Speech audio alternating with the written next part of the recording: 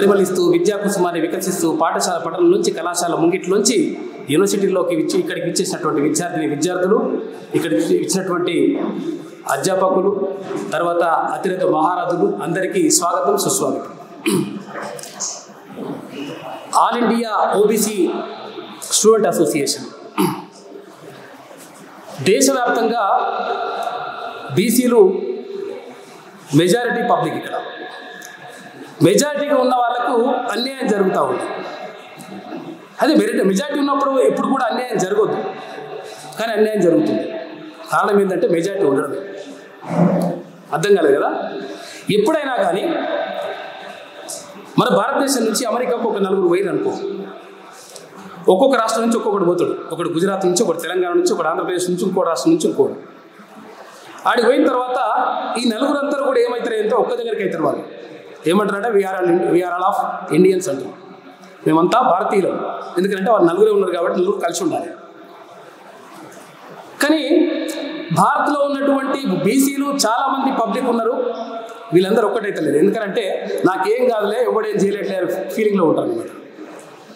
ఒక్కటి కాకపోవడానికి కారణం ఇది. అయితే ఎప్పుడు కూడా మైనార్టీలు ఎప్పుడు కూడా ఒక అభద్రతాభావంతో ఉంటారు. అభద్రతాభావం అంటే బలం లేని వాడే ఒక అభద్రతాభావంతో ఒక రాయి పట్టుకుని ఉంటాడు రెడీగా. ఎందుకంటే వాడు నన్ను వస్తే కొట్టడానికి రెడీగా ఉంటాడు, వాడు ఆయుధం పట్టుకుంటాడు.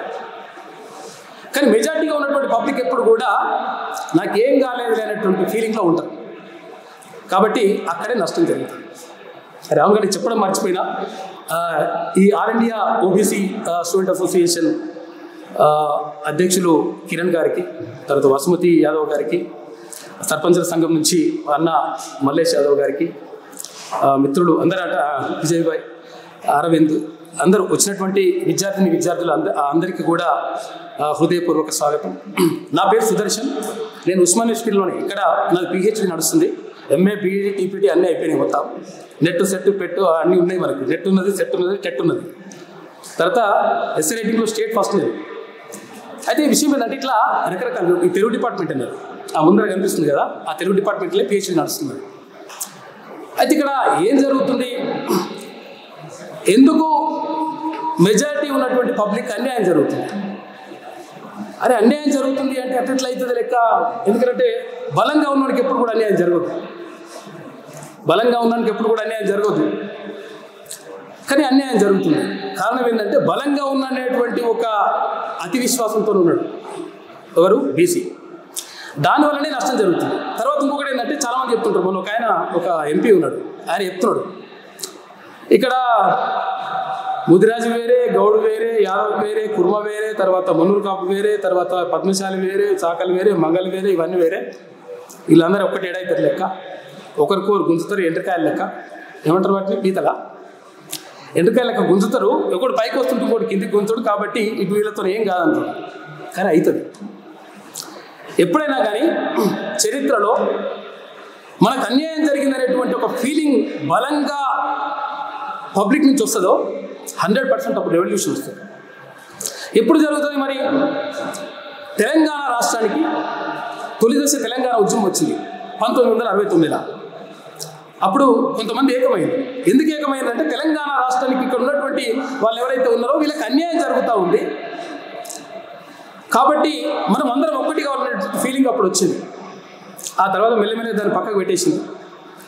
ఆ తర్వాత తెలంగాణ రాష్ట్రానికి సంబంధించి ఒక భావజాల వ్యాప్తి జరిగింది. అంటే నీళ్లు, నిధులు, నియామకాల్లో మనకు అన్యాయం జరిగింది. కాబట్టి నీళ్లు కావాలి. ఎందుకంటే మన దగ్గర నుంచి పోతుంది, గోదావరి మన దగ్గర నుంచి పోతుంది, కృష్ణానది మన దగ్గర నుంచి పోతుంది.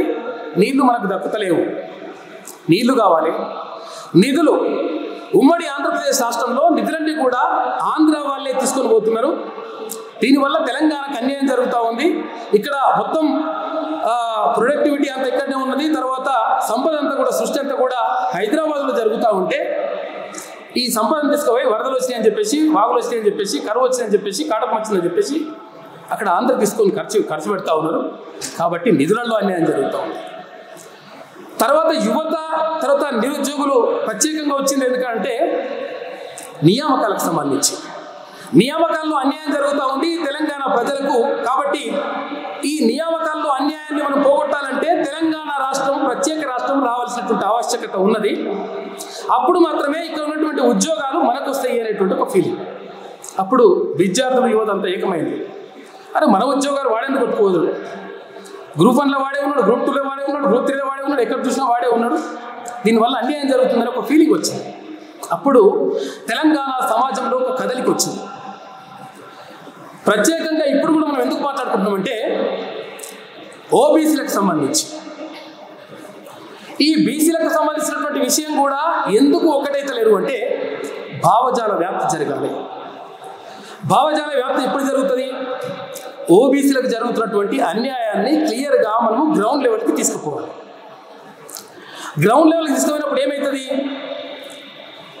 అక్కడ ఏది ఎమ్మెల్యే సీట్లలో మన వాళ్ళు ఎంతమంది ఉన్నారు? 119 మంది ఎమ్మెల్యేలు ఉంటే ఆ ఎమ్మెల్యేలలో మన వాళ్ళు ఎంతమంది ఉన్నారంటే 19 మంది.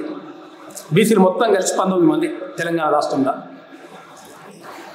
మరి ఎంపీలు ఉన్నారు. ఎంపీలు అంటే ఎంతమంది ఉన్నారంటే వాళ్ళు కూడా మొత్తం దారుణమైనటువంటి పరిస్థితి. మంత్రులు ఎంతమంది ఉన్నారు? 2 ఉన్నారు. ఇట్లా మొత్తం కూడా అన్యాయం జరుగుతూ ఉంది. ఇంకా విషయం ఏమైంది? ఇప్పుడు ఫ్రాక్షన్గా మనము అంటే ఈ విషయం మాట్లాడుకోవాలి కదా ఫస్ట్ మనం, దీని నుంచి మళ్ళీ అక్కడికి వెళ్దాం. అంటే బోరేం కొట్టి అని ఇంత క్లియర్గా తొందరగా కంప్లీట్ చేస్తా. ఈ 42% రిజర్వేషన్కి సంబంధించి బీసీ రిజర్వేషన్లు సామాజిక న్యాయ ఉద్యమ నిర్మాణంలో యువత పాత్ర. ఈ 42% రిజర్వేషన్ అనేటువంటిది మొన్న బిల్లు పెట్టినరు, పాస్ అయిపోయింది. బిల్ ఈజ్ పాస్ అని చెప్పేసి దాన్ని కొట్టేసి మనం ఇందాక తప్పట్లు పెట్టి కథం అయిపోయింది లెక్క.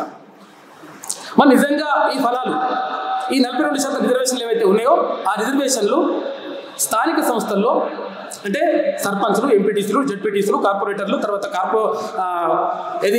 కార్పొరేటర్లు, తర్వాత కౌన్సిలర్లు, ఇట్లా రకరకాలుగా వీళ్ళందరూ కూడా మనోళ్ళే ఉంటారు. 42% మంది మనోళ్ళు వస్తారండి. తర్వాత ఇంకోటి ఏంటి? విద్యా ఉద్యోగాల్లో కూడా, విద్యలో కూడా కావాలి, తర్వాత ఉద్యోగ అవకాశాల్లో కూడా కావాలని చెప్పేసి న్యాయమైన డిమాండ్ కాదు. 1000కి 1000% కాదు, 1,00,000% న్యాయమైన డిమాండ్. కానీ ఇది అమలవుతుందా అంటే క్వశ్చన్ మార్కే, గ్యారెంటీ లేదు. ఎందుకు అమలు కాదు అంటే ఇప్పుడు తెలంగాణ రాష్ట్రంలో 10%గా ఎస్టీలకు రిజర్వేషన్ ఇవ్వాలని చెప్పేసి నిర్ణయించారు. ఎందుకంటే ఎస్టీల జనాభా 10% ఉంది అని చెప్పేసి లెక్కలు చెప్తారు. ఆ తర్వాత 18%గా ఉన్నటువంటి ఎస్సీలకు సంబంధించి 15% రిజర్వేషన్ ఇవ్వాలి.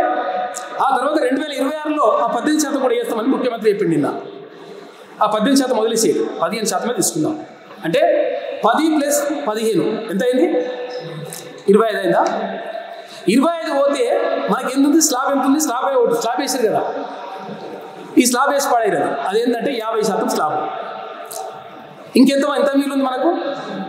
25% మిగిలింది. ఆ 25%లా ఈ బీసీలల్లో బీసీఈ కింద ముస్లిం సోదరులు కూడా 4% రిజర్వేషన్లు ముస్లిం సోదరులకు ప్రత్యేకంగా మనకు బీసీలో కేటాయించబడ్డాయి. ఇంకా మిగిలింది ఎంత? 21%. అంటే మనకి ఇంకా 21% వస్తూ ఉంది. కాదు 42% రావాలి. మరి 42% రావాలంటే 42 + 15 + 10 మొత్తం ఎంత అయింది? 67 అంతే కదా. 15 + 10 25, 25 + 42 67% అయింది. మన స్లాబ్ ఎంత ఉంది? 50 ఉంది.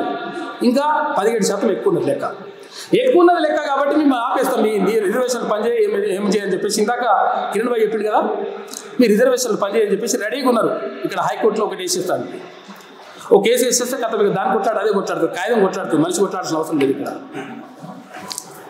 ఇట్లా జరుగుతుంది. మరి ఎట్లా ఈ రిజర్వేషన్ అమలు చేసుకోవడం ఎట్లా? యువత ఏం చేయాలి? ఎప్పుడైనా కానీ ప్రపంచ చరిత్రలో ఎప్పుడు చూసినా కానీ యువత తర్వాత విద్యార్థులు చేసిన పోరాటాలు ఎప్పుడు కూడా ఫెయిల్ కాదు. భారతదేశానికి స్వాతంత్రం వచ్చిన తర్వాత జవహర్లాల్ నెహ్రూ ప్రధానమంత్రి అయ్యాడు. ఆ తర్వాత ప్రధానమంత్రి వచ్చినటువంటి వాళ్ళు కొంతవరకు వస్తే ఆ తర్వాత లాల్ బహదూర్ శాస్త్రి ప్రధానమంత్రి అవుతాడు. అయిన తర్వాత ఏమవుతుందంటే ఇక్కడ మనము పంచవర్ష ప్రణాళికలకు ఎక్కువ ఖర్చు పెట్టుకోవాలి.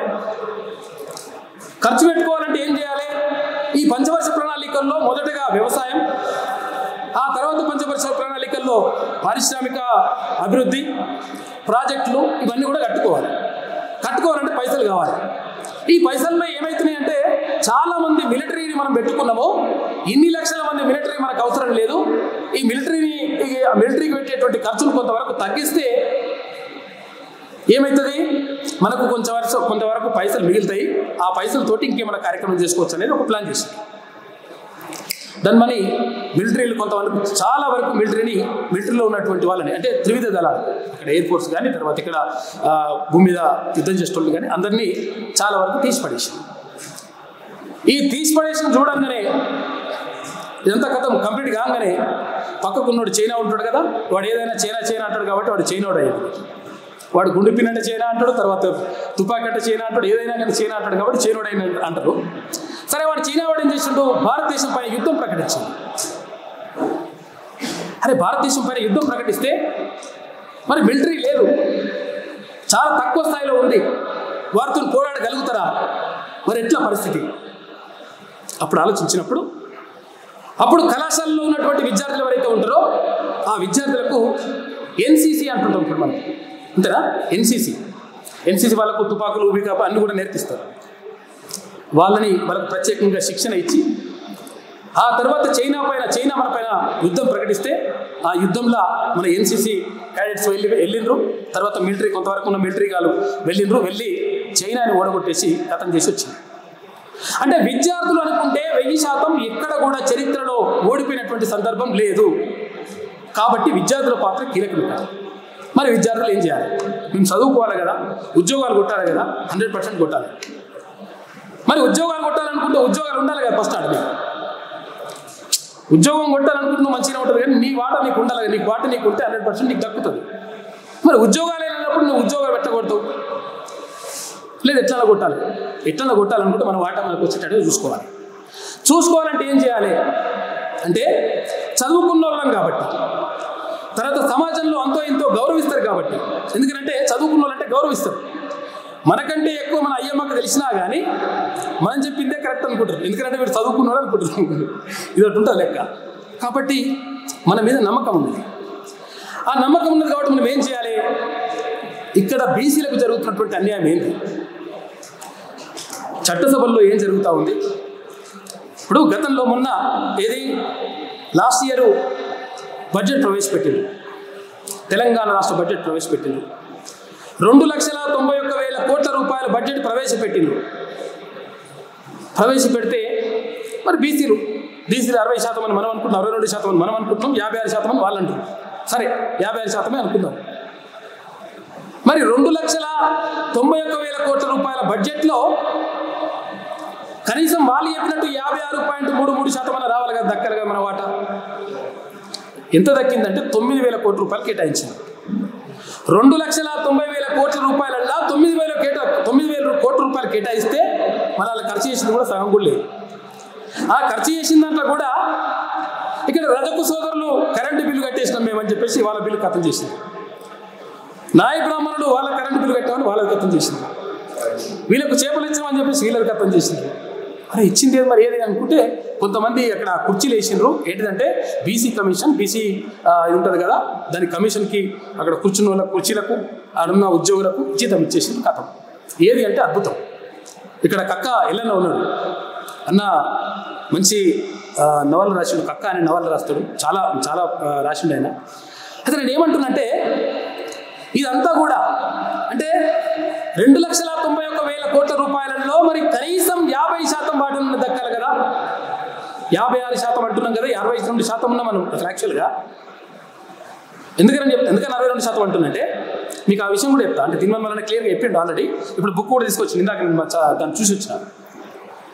ఏమైందంటే ప్రభుత్వం ఏమని చెప్పింది, 3,54,00,000 మందికి మేము కులగణన చేసినాం, ఇంకా 16 లక్షల మంది మిగిలి ఉన్నారు. అంటే ఒక 3 లక్షల చిల్లర కుటుంబాలు, అంటే 4 లక్షల కుటుంబాల దాకా ఖాళీగా ఉన్నాయి. ఇంకా 16 లక్షల మంది, 3,54,00,000 ప్లస్ 16 లక్షలు వేసుకుంటే ఎంత అయింది? 3,70,00,000 మంది అయింది. ఇక్కడ తెలంగాణ జనాభా వాళ్ళు చెప్తున్న ప్రకారం, అంటే చేయని జనాభా చేసిన జనాభా అంతా కలుపుకుంటే 3,70,00,000 అన్నారు. మనం రకరకాలుగా చెప్పినాం.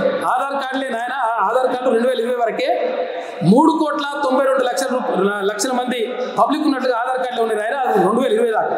ఇప్పుడు 2025 అంటే 5 ఏళ్ళు మళ్ళీ పెరిగింది లెక్క. అది అంటే లేదు నేను చెప్పింది కరెక్ట్ అని చెప్పేసి అన్నారు. కానీ ఇప్పుడు ప్రభుత్వం ఇచ్చినటువంటి లెక్కల ప్రకారమే ఇప్పుడు బడ్జెట్ ఉంది కదా, ఆ పుస్తకం ఇచ్చింది, బుక్ ఇచ్చింది. ఆ బుక్లో చూసి వస్తే ఏముందంటే 4,22,00,000 మంది తెలంగాణలో జనాభా ఉన్నారు అని చెప్పేసి ఇచ్చింది. వాళ్ళు ఎంతమంది కులగణన చేసిందంట? 3,54,00,000 మందిని కులగణన చేసింది.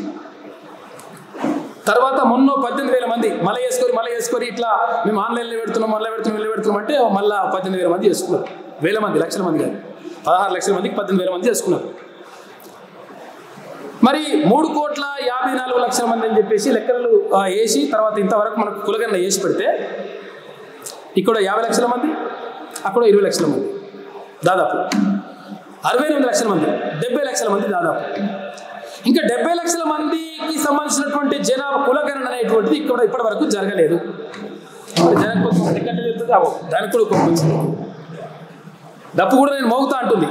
అయితే కాబట్టి ఏం చేయాలంటే భావజాల వ్యాప్తి జరగాలి, ఆ డప్పు మోగాలి.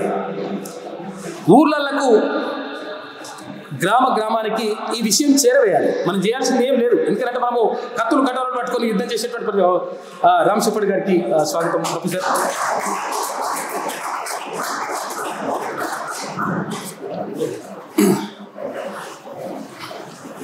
అట్లే పరంధాముడు గారు, డాక్టర్ పరంధాముడు గారు ఉస్మానియా ప్రొఫెసర్లు. అయితే ఇక్కడ భావజాల వ్యాప్తి జరగాలి. మరి భావజాల వ్యాప్తి జరగాలంటే మేమేం చేయాలి? అంటే ఏం జరుగుతుంది? మరి ఏం జరుగుతుందంటే బీసీలకు అన్యాయం జరుగుతుంది. అందుకనే రిటైర్ ఐఏఎస్ అధికారి మన చిరంజీవులు సార్, ఇంటలెక్చువల్ ఫోరం బాధ్యులు అధ్యక్షులు చిరంజీవులు సార్ ఇప్పుడు ఏం కావాలి? ఇప్పుడు నీళ్ళు నిధులు నియామకాలని చెప్పేసి మనం తెలంగాణ ఉద్యమం కోసం ఎట్లయితే ఒక నినాదం ఇచ్చినామో,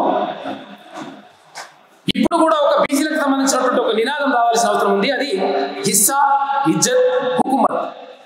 హిస్సా ఇజ్జత్ హుకుమత్. హిస్సా అంటే మన వాట మనకు దక్కాలి.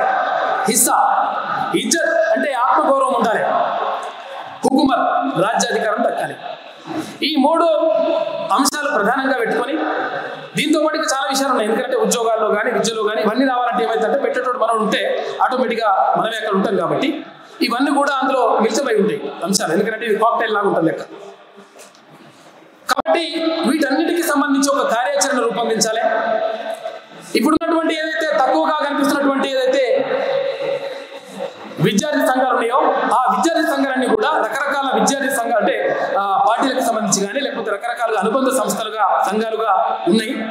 ఆ సంఘాల్లో ఉన్నటువంటి వాళ్ళందరూ కూడా ఒక్కతాటిపైకి రావాల్సినటువంటి అవసరం ఉంది.